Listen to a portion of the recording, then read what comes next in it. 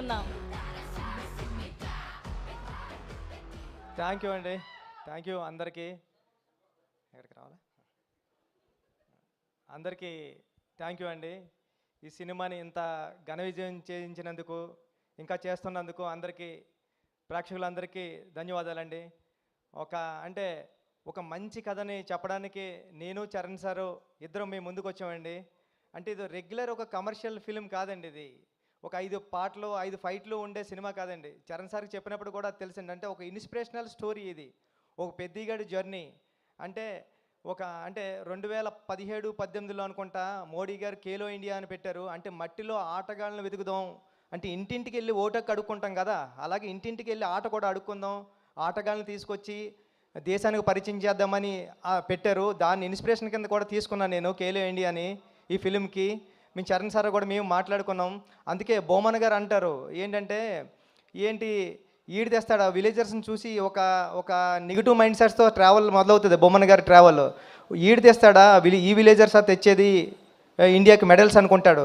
కానీ ఆయన mind set మారి ఈ విలేజర్స్ మెడల్స్ తేగలరు అని ప్రూవ్ చేసేయడానికి. ఎందుకంటే ఫర్ ఎగ్జాంపుల్ విలేజెస్లో ఒక 150 కేజీలు 200 కేజీలు మూటలు అలవోకగా మోసేసే ఒక మనిషి ఇక్కడ ఉండిపోయాడు కాబట్టి కూలోడయ్యాడు. అదే నేషనల్కి వెళ్ళి ఉంటే ఒక హెవీ వెయిట్ ఛాంపియన్ అవుతాడని నేను నమ్మానండి. అది మాది ఉప్పాడు కొత్తపల్లి కాబట్టి సముద్రం పక్కనే, రోజు సముద్రం పక్కన ఉంటే ఒక ఫిషర్మ్యాన్ ఎటువంటి సేఫ్టీ లేకుండా దన్నమని సముద్రంలో దూకేసేవాడు బోట్లోంచి. నేను ఆ ఒడ్డు నుంచి చూసే ఉండేవాడిని కాలేజీకి వెళ్తున్నప్పుడు. అరే ఈడు నేషనల్కి వెళ్తే ఒలింపిక్స్కి వెళ్తే మెడల్ తెస్తావాడు కదా అని ఫీల్ అయ్యేవాడిని నేను. అంటే ఆట అంటే భారతీయ జీవన విధానంలోనే ఆట ఒక భాగం అని చెప్పాలనుకున్నా. అందుకే గురువు క్యారెక్టర్ పెట్టుకున్నానండి. అందుకే హీరో మూట మోసి గిరేస్తే అది కుస్తీ బాంగిడి పొట్టని, వాటర్ మోస్తే ఇంకొకటని, ఇలా ప్రతి ఆటలోని అంటే భారతీయ జీవన విధానంలోనే ఆట ఉందని చెప్పాలనుకుని చాలా ప్రయత్నం చేసామన్నమాట అండి ఈ కథ. అంటే అలవోకగా ఏదో నార్మల్గా చెప్పేయచ్చండి, కమర్షియల్ ఫిల్మ్ చేసేయచ్చు. కానీ ఒక స్పోర్ట్స్ జోనర్లో అంటే ఇంకా చాలా విషయాలు, అంటే ఒక మనిషికి ఒక వ్యవస్థకి గుర్తింపు ఎంత ఇంపార్టెంటో చెప్పాలనుకున్నామండి ఈ కథలో. అంటే ఎవరైనా సరే ఒక కుర్రోడు ఏడుస్తూ ఉన్నాడంటే, అప్పుడే పుట్టినాడు క్యారమని ఏడ్చాడంటే, నేను పుట్టానురా నన్ను గుర్తించండి రా అని ఏడుస్తూ ఉంటాడు ఆ సౌండ్.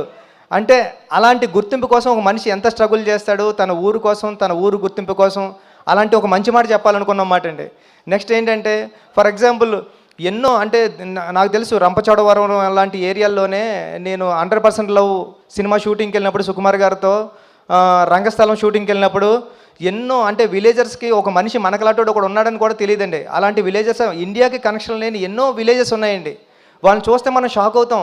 అంటే ఇప్పుడు వరకు వచ్చి తిను ఎప్పుడు సిటీలోకి రాలేదా, మనకి ఇలాంటి డ్రెస్ ఉంటుందని తెలీదా, మనకు సెల్ ఫోన్ ఉంటుందని తెలీదా అని మనం ఆశ్చర్యపోతాం. అలాంటి మనుషులకి ఇండియాకి ఒక కనెక్షన్ ఉండాలా, ఒక ట్రాన్స్పోర్టేషన్ ఉండాలా, వాళ్ళందరినీ కూడా మన ఇండియన్స్ అనుకోవాలని మన భుజమే చేస్తే ఇది మన బ్రదరేనా అనుకుంటాడు.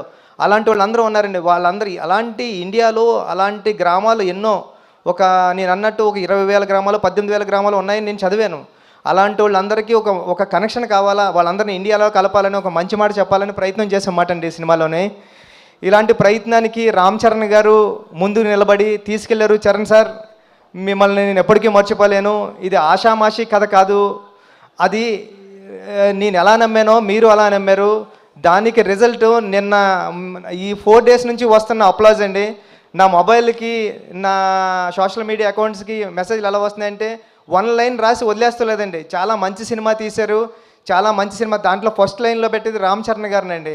చాలా అంటే ఇలాంటి పెర్ఫార్మెన్స్ ఎప్పుడూ చూడలేదని చరణ్ సార్ని పొగుడుతూ ఉంటే చాలా హ్యాపీ ఉంది. దాంతోపాటు మంచి కథ తీసావు, మంచి కథ చెప్పావు, నన్ను పొగుడుతుంటే ఇంకా చాలా హ్యాపీగా ఉందండి. జగపతి బాబు గారు ఈ సినిమాకి ఎంత ఇంపార్టెంట్ అంటే అప్పలసూరి క్యారెక్టరు, మీకు అప్పలసూరి క్యారెక్టర్ ఇలా డ్రైవ్ అవుతూ ఉంటుంది కథలోని, కానీ ఆ కాగడ వెలిగించింది అప్పలసూరి గారండి. పెద్దికి ఆ క్యారెక్టర్ని ఆ వెలుగు కాగడ ఇచ్చింది అప్పలసూరే. జగపతి బాబు గారు లేకపోతే ఈ క్యారెక్టర్ నేను ఊహించుకోలేను. లాస్ట్లో కూడా అందుకే నేను ఈ స్టేషన్ వచ్చేసిన తర్వాత అప్పల వలస అని పెట్టామాట అండి స్టేషన్. ఇది అప్పలసూరి క్యారెక్టర్కి జగపతి బాబు గారు అంత ప్రాణం పోసారండి. Thank you so much. అంటే ఫ్యామిలీ నేను రీల్స్ గట్ట చూస్తున్నా, చిన్నపిల్లల్ని తీసుకుని వెళ్ళిపోతున్నారండి సినిమాకి, చిన్నపిల్లల్ని తీసుకుని వెళ్ళిపోయి చూపిస్తున్నారు. నేను ఏదైతే ఫీల్ అయ్యానో ఫ్యామిలీ నిన్న నేను దేనికి ఒక అల్లు స్టూడియో ఉంటే దానికి వెళ్ళి చూశాను. చూస్తుంటే అందరూ కూర్చొని స్క్రీన్ మీద ఎలా ఉంటే ఇలా బ్యాక్ తిరిగి చూసే ఆడియన్స్ని, స్క్రీన్ వైపు చూడలేదు. ఎందుకంటే డైలాగ్ వింటా చూస్తూ ఉంటే అందరూ కళ్ళంట నీళ్ళు తుడుచుకుంటున్నారండి. అంటే లాస్ట్ 40 minutes నేను ఏదైతే నమ్మానో అది జరిగింది. సేమ్ టైం నేను చరణ్ సార్తో ఐమాక్స్కి వెళ్ళాం, ప్రసాద్ ఐమాక్స్కి వెళ్ళినప్పుడు చూసినప్పుడు చరణ్ సార్కి అందరూ లెగిసి హాస్పిటల్ సీన్ దగ్గర క్లాప్స్ కొట్టి అందరూ ఇలాగా బెండ్ చేసి చరణ్ సార్ అని నేషనల్ అవార్డు అని అరుస్తున్నారండి. అన్నా నీకు నేషనల్ అవార్డు వస్తుందని అరుస్తున్నారు. ఇంతకన్నా ఇది కదరా కావాల్సింది, నేను వచ్చిన పని అయిపోయింది, సినిమా చేసిన పని అని అనుకున్నా. థ్యాంక్ యూ అండి సతీష్ గారు, ఈ సినిమా నమ్మినందుకు, మీరు నాకు ఈ సినిమా ఇచ్చినందుకు లైఫ్ లాంగ్ మీకు రుణపడి ఉంటానండి. రవి గారు అందరికీ థ్యాంక్ యూ అండి. ఈ సినిమా థియేటర్స్లో ఉంది, చూడండి. ఫ్యామిలీ సమ్మర్ హాలిడేస్ ఎంజాయ్ చేసినట్టు ఎంజాయ్ చేయండి. అమ్మమ్మ గారు ఇంటికి వెళ్తారు కదా, ఫ్రెండ్స్ ఇంటికి వెళ్తాం కదా, అలాగే పెద్దిగాడి ఇంటికి వెళ్ళండి, చూడండి పెద్దిని. థ్యాంక్ యూ సో మచ్ అండి. థ్యాంక్ యూ బుచ్చిబాబు గారు, థ్యాంక్ యూ సో మచ్. మీరంతా భయపడాల్సిన అక్కర్లేదు. ఈరోజు